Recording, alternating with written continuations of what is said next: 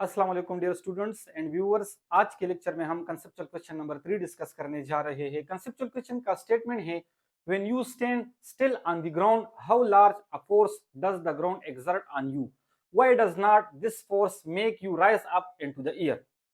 तो स्टेटमेंट का मतलब ये है कि एक बंदा है या लेट्स सपोज आप जमीन के सरफेस पर खड़े हो, तो जमीन की जो सरफेस होती है वो आप पर अपवर्ड की डायरेक्शन में एक फोर्स लगाती है। उस फोर्स लगाने की वजह से आप अपवर्ड की डायरेक्शन में मूव क्यों नहीं करते।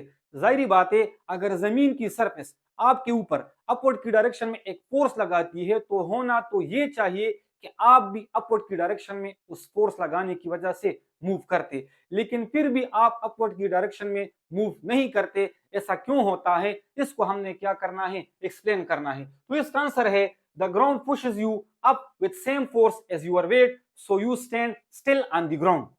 तो इसका मतलब ये है कि आपके ऊपर जमीन की जो सरफेस होती है वो अपवर्ड की डायरेक्शन में जो फोर्स लगाती है वो फोर्स आपके वेट के बराबर होती है, जिसकी वजह से आप जमीन के सरफेस पर खड़े होते हो। मजीद हमने इसको अब एक्सप्लेनेशन में समझना है। एक्सप्लेनेशन में हमारे पास क्या है, according to Newton's third law, when you push down on the ground with your weight, the ground pushes back up with an equal force. These two forces are equal in magnitude but opposite in direction. So they balance each other out. Because of this balance, you do not move, you stay standing still. तो सबसे पहले हम उस force को समझते हैं जो कि जमीन की सरफेस आपके ऊपर अपवर्ड की डायरेक्शन में लगाती है। उस फोर्स को हमने न्यूटन के थर्ड लॉ से समझना होगा। हमें पता है न्यूटन का थर्ड लॉ हमें क्या कहता है, to every action there is always an equal and opposite reaction force. यानी हर एक फोर्स की हमारे पास एक रिएक्टिव फोर्स मौजूद होती है जो कि मैग्नीट्यूड में बराबर होगी और डायरेक्शन में हमारे पास अपोजिट होगी। तो इस कॉन्सेप्ट से, इस लॉ से हमने उस नॉर्मल फोर्स को समझना है जो कि जमीन की सरफेस उस बंदे पर अपवर्ड की डायरेक्शन में लगाती है। मिसाल के तौर पर ये हमारे पास एक बंदा है और ये जमीन की सरफेस है। ये बंदा इस जमीन के सरफेस पर खड़ा है, तो इस बंदे का अपना एक वेट होगा और वेट किसके बराबर होता है, W is equal to mg। इस बंदे की वेट की जो डायरेक्शन होगी वो डाउनवर्ड होगी।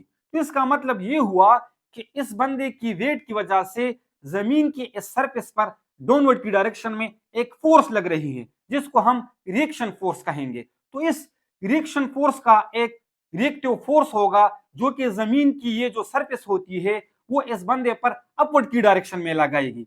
तो ये जो अपवर्ड की डायरेक्शन में अब फोर्स लग रही है इसको हम क्या कहेंगे, नॉर्मल फोर्स। तो कहने का मतलब ये हुआ कि इस बंदे का अपना एक वेट होता है जो कि डाउनवर्ड की डायरेक्शन में होगा और डाउनवर्ड की डायरेक्शन में वेट की वजह से इस जमीन के सरफेस पर एक फोर्स लगेगी जो कि डाउनवर्ड की डायरेक्शन में होगी। इस फोर्स की अब हमारे पास एक रिएक्टिव फोर्स होगी जो कि जमीन की सरफेस इस बंदे पर अपवर्ड की डायरेक्शन में लगाएगी। इसको हम क्या कहेंगे, नॉर्मल फोर्स। तो उम्मीद करता हूं कि नॉर्मल फोर्स की कॉन्सेप्ट को आप लोग समझ चुके होंगे। अब इस दौरान इस बंदे पर दो फोर्सेस लग रही हैं।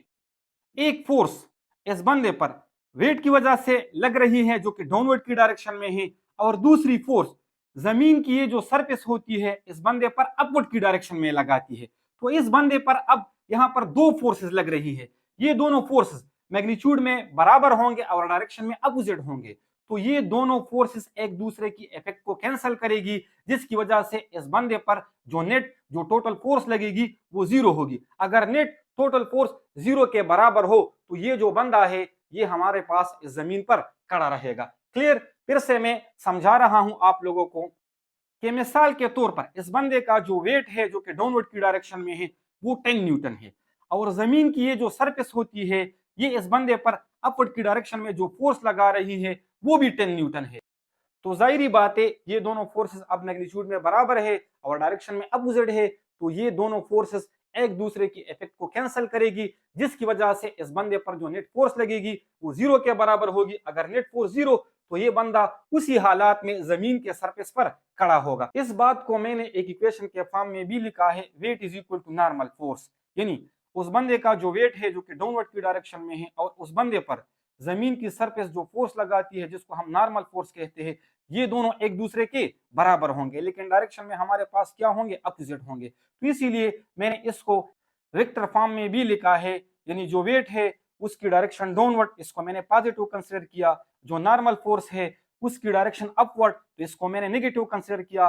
नेगेटिव साइन का मतलब क्या हुआ कि ये दोनों जो फोर्सेस है मैग्नीट्यूड में बराबर होंगे लेकिन डायरेक्शन में हमारे पास अपोजिट होंगे। उम्मीद करता हूं कि आप इस कंसेप्चुअल क्वेश्चन को समझ चुके होंगे।